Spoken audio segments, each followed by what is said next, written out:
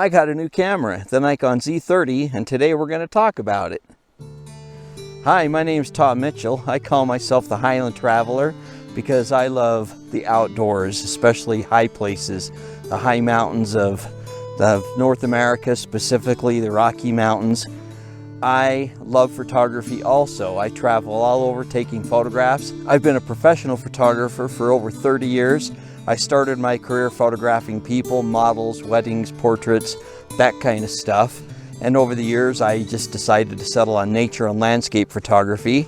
I sell my photographs on my website and at art shows. So thanks for watching, and I hope you enjoy this episode. Now you're probably wondering why a guy that shoots a Nikon D850 would get a Z30. Well, this is my first forte,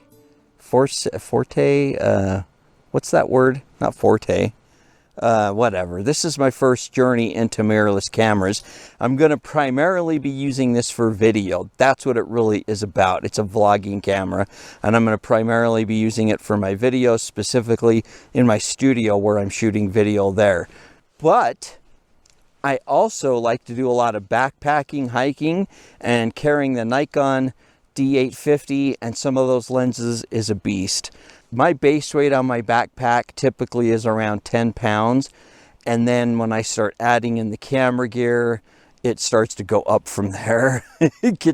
I typically carry 6 to 8 pounds of camera gear, not counting my tripod. My little backpacking tripod, as I've talked about in other stuff, is about 3 pounds. The tripod itself is 2, and I'm about 1 pound in the head and the leveling base on it. But how am I going to shoot high-end landscapes that I can blow up to 40 by 60, 48 by 72, and even bigger with this? Well, let's find out. So this is the stock lens. This is the 16 to 50 kit lens that comes with it. It's not a very fast lens. It's 3.5 to 5.6. I love how it compresses when you zoom it out. When that's your zoom functions right there, but you could take it and retract the whole thing, so it's nice and little. I love the fold-out viewfinder on this. You can flip it around and just put it on the back like that, or you can flip it towards you like that when you're vlogging. You can hold it out and vlog with it so you can see what you're doing. You can tip it up so you can do waist level or low level stuff. I'm really liking this. My plan though for backpacking and some landscape stuff is to shoot vertical panoramics. So this is a 20 megapixel camera, and I'm thinking my Nikon D850 is 50.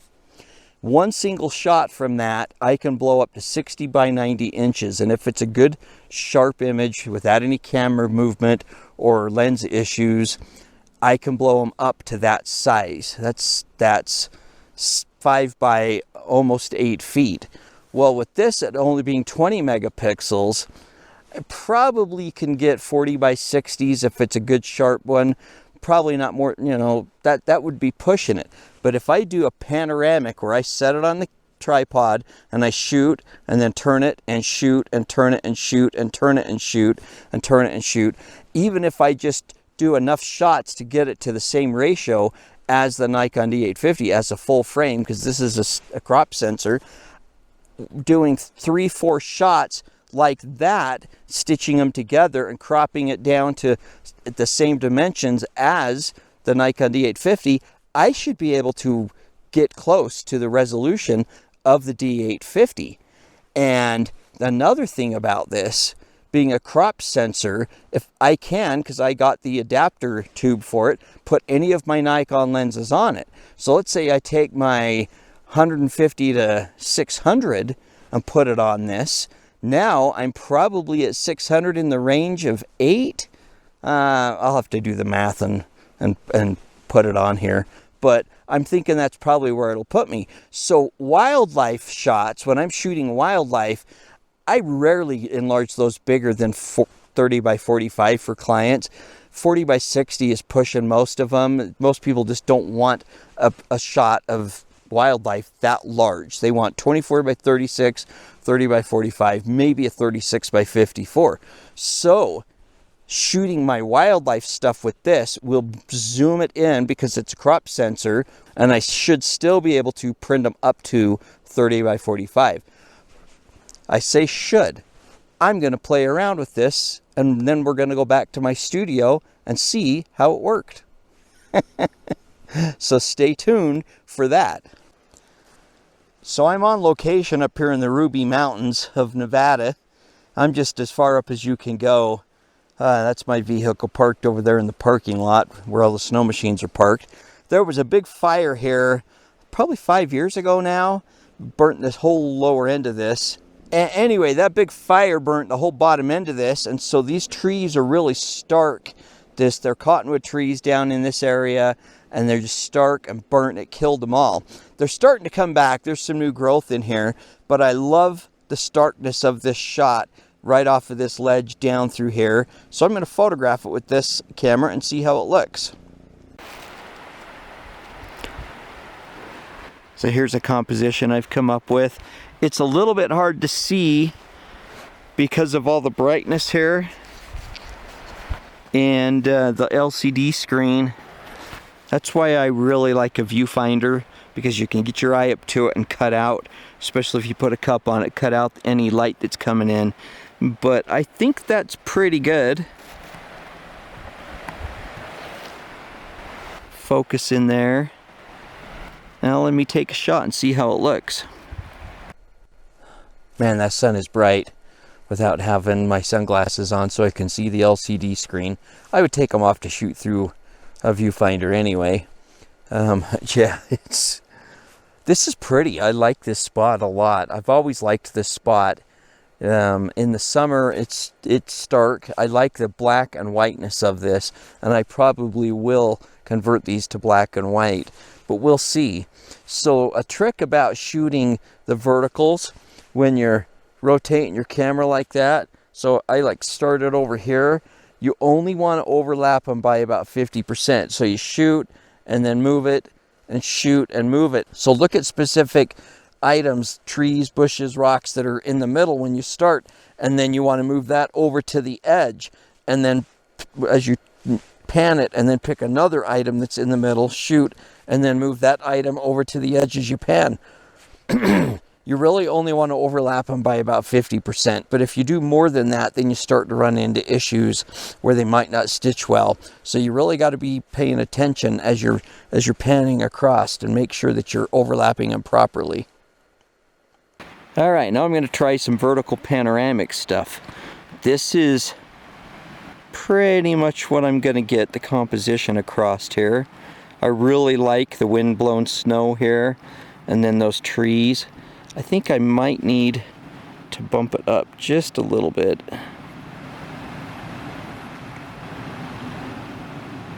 Just like that, maybe. What did that do with that rock? You want to leave yourself enough room to crop when you're doing this. This camera doesn't have the grid overlay for the thirds, which, well, if it does, I can't figure it out. I played with it. I may stumble across it. And if you know how to set it to show the overlay of the thirds, please tell me in the comment section. I would really appreciate it. So I'm thinking probably from here across to there. I'm going to shoot that and see how it turns out. So that light is just about ready to go behind the mountain there. So I'm losing it here in the bottom and right along the edge. I'm going to shoot one more now that the light's changed a little bit and see how it turns out. Oh man, as soon as that sun went behind that hill, it got cold. I'm going to try one more as a vertical panoramic and see how it looks. And then I'm going to call it and head out. I got a 4-hour drive to get back home, so I better hit the road pretty soon. So after I shoot this panoramic, I'll see you back in my studio to look at these. Alright, I'm back in my studio, and I have to say I like the Z30 shooting it in the field. My biggest complaint is that there's no viewfinder, so the LCD screen is hard to see sometimes. I've ordered a shade that should fit it we'll see how that works out when I get it, and I'll do another video about that little shade. It's going to something that'll go on the back of the LCD screen with the magnifying loop on it, so I can just put my eye up to it like it's a rangefinder and look through it in bright sunlight conditions. I'm videoing right now on the Z30. So the sound is coming through this mic now. And now the sound is coming through the Z30. The camera's about maybe 4 feet away from me, 3.5, 4 feet away. And those two little microphones seem to be pretty good. We'll see how this sounds here, but in the field, I liked how they sounded. So now I'm back on the mic from this. So I ended up getting a number of panoramic shots. Let's take a look at them, and I'll show you what I got. So here's the one I was shooting out there in the field in Lamoille Canyon that I was showing you. I like this composition of the line sweeping along here and coming out. I decided to leave a little bit of the sky out there in the distance just so you could see what this was and where it was going in that sense.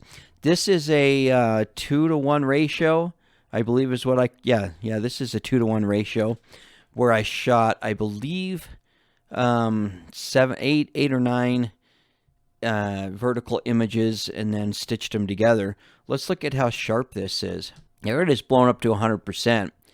And that's pretty good. I mean, it's not fantastic, but it's pretty good. Now, also, I need to mention, I am shooting this at f/16. You can see right up here. So I'm shooting this at ISO 100, 27.5 millimeter f/16, and the shutter speed is 2/200th of a second. This isn't bad. I could easily blow this up to 50 inches. I believe at 100% it's somewhere in that realm. I haven't sharpened this yet either. I haven't ran this through my topaz noise reduction and sharpening, which I almost always do, and it really helps just bring images up a little bit better. But you can see in the foreground, it's pretty good. You can see the detail in the snow, the sparkles. It's not as dead sharp as I would like, but it's not bad. Out here in the distance, it's pretty good. So that's this one. Here's one I shot looking up the canyon. This is a 3-to-1 ratio. Now, when I shot these, I have gotten pretty good at just visualizing what I need to do to make the proportions that I want, like a 2-to-1 or a 3-to-1, you know, something like that. You can see in this one, the majority of this is foreground and is in shadow. I wanted to see how the contrast of this handled. And this is edited. This is tweaked. I brought the highlights down and just did some basic adjustments in Lightroom. But you can see that's not bad. These whites are just pushing, being washed out, though my histogram up here shows fine. You can even see this waterfall up there. I've lost a little bit of detail in the snow, but you're going to. I'm sorry, but you know, on a bright light like that, you're just not going to get all the detail in the snow. You can see that where the fire had burned up in here. And let's look at this foreground. Where's that rock? And that's pretty sharp. So I believe this was 10 or 15 shots stitched together. I don't have any stitching lines. If you overlap them properly, Lightroom does a really good job at stitching panoramics. Edges, it's hard to tell, but on this last one, this last frame, the edge over here kind of looks a little bit fallen off. I'm at f10 on this one, by the way. This is at f10. So I'm noticing a little bit of fall off on the edge there. This is just that stock lens that came with this camera. Let's look over on this side. It's funny, yeah, this side seems to be fine. So when you're vertical, that one side seems to have a little bit of fall off. This could be something where the camera moved a little bit during that last frame. Over here, that's hard to tell. It looks pretty good. And then this was out past Spring Creek out on the other side of Elko, looking at the Ruby Mountains. So Lamoille Canyon's right over here, and this is just this portion of the Ruby Mountains right there. I really like this area, and so I went out there and poked around. I wasn't completely happy with this image. It kind of is what it is. The sun was still too high, no clouds in the sky. I wanted to get in a situation where I didn't see this road and these houses, but hey, you know, it's okay. So for shooting at that time of day, and most of this was just experimenting with the camera and the lens. So this was, I believe, 5 vertical shots shot across from left to right and then stitched together. I almost nailed this ratio right at the standard 2:3. There was very little cropping I had to do. So this is the same proportions or ratio as a full frame, even though I shot it with the crop frame. It's vertical, stitched together to the same proportions. That's like a 16 by 24, 20 by 30, 24 by 36, and so on. So this is pretty good. Let's look at the detail here. This is pretty sharp. I shot this at f16 because I wanted to make sure I had the foreground in focus along with the background. So this foreground is pretty good for what I'm getting. The background is pretty good too. You're going to have a little bit of depth of field issues when you've got something that close in the foreground, barbed wire and that. I focused right about out here, about towards the middle. But the background isn't bad. And again, I haven't ran this through the Topaz sharpening yet, so it will help. I love using Topaz, the Topaz Labs stuff, but you have to be careful when you're sharpening or even noise reduction that you don't overdo it. You just have to really get used to tweaking those sliders and just getting it dialed in and really going through and looking at the image in all the various places at 100% and make sure that it's getting everything you want, and you do that by just adjusting it properly. It's literally takes practice and trial and error. I hear a lot of people complain about noise reduction software like that. Well, I can do everything like that in Lightroom or Photoshop. You can, but not as well. Sorry, but it's just the way it is. Topaz Noise, and this isn't an ad for them. I'm just saying that's what I use. I love their stuff, but you really have to play with it. You can't just go with the standard setting and then go, well, that's not very good. It's something you have to play with. So play with stuff. All right, so as you can see, though, this is pretty sharp. It's going to be hard for you to see on this, but this is blown at 100%, and it's not bad. It's not crystal clear sharp. Some of that also is atmosphere.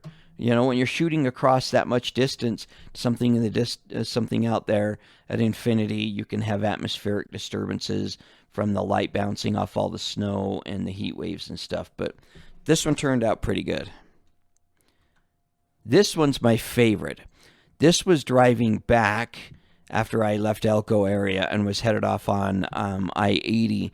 There's an exit out there that you can take off to go back into the ranch area. And I got off there and poked around. I've always loved this train track. I've stopped here before, and I've always loved this train track running out under this bridge where the highway crosses the tracks there. This was there in the evening light. You could see that just last bit of light, and I loved how the sun was coming through the bridge and shining along the tracks. This again is a 3-to-1 ratio where I shot, I believe, 10 to 15 shots vertical and then stitched them together. Now let's look at how sharp this is. Let's start here in the foreground. That's pretty good. And this is at f8.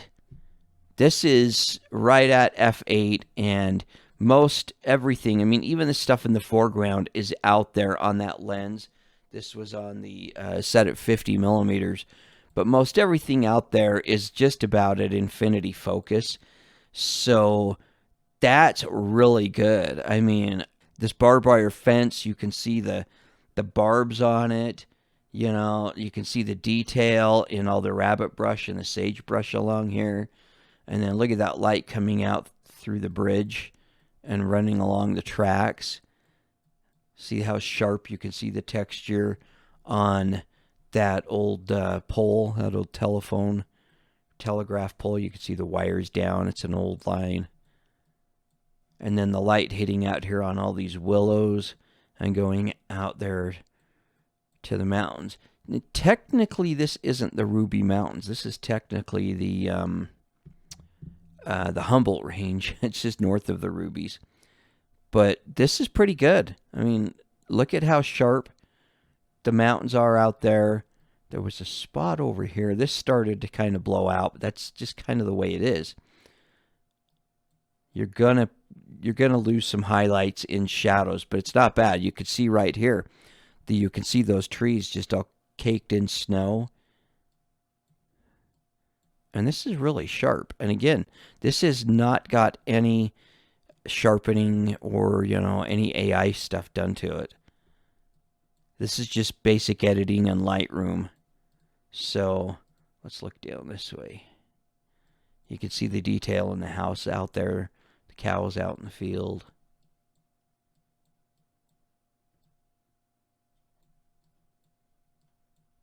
So that's pretty good. I like this. So this specific image here, if I remember right, I could easily blow up to 50 inches, which would, 3:1 would be 50 by 150 inches. That's huge. I mean, rarely would anybody ever order anything that big. And the stuff from my Nikon D850, I can blow up as large as 60 inches. So a 3:1 ratio would be 60 by 120 inches. Is that right? 60 inches? No, 60 by 180 inches. But for a little camera that I'm going to carry mostly just for backpacking, that I want to get some nice landscapes and shoot vertical panoramics, I mean, that's to offer stuff up to 50 inches, 48 by 72, and even, panoramics, 48 or 50 or even 55 is huge. That's monstrous. So most people don't have any kind of wall space on their homes for something that big. So I'm pretty happy with that. And with that little stock lens, I haven't played around with any of my f-mount lenses on it yet. That's another episode. I don't know if they'll be as sharp because these newer lenses made for these mirrorless cameras are really sharp. And part of it is getting the lens closer to the CCD helps make it just so much more sharper. So most of the older lenses and even some of the more modern ones that I use for full frame, they don't resolve as high as some of the new mirrorless lenses. So people, get all freaked out about it and they're putting their older lenses on there and they don't resolve as well. Like shooting old film lenses, old Nikon f-mount film lenses on my 850, it just doesn't resolve as well as the 850 CCD can. So anyway, that's a whole discussion for another time, but I'm pretty happy with how these turned out, just getting out and having fun with it, and I'm really digging using it as my camera right here in the studio because it's got a lot more flexibility than the piece of crap $100 ones I was using. So anyway, thank you so much for watching. I hope you enjoyed this, and happy trails. Get out and explore. Have fun and photograph.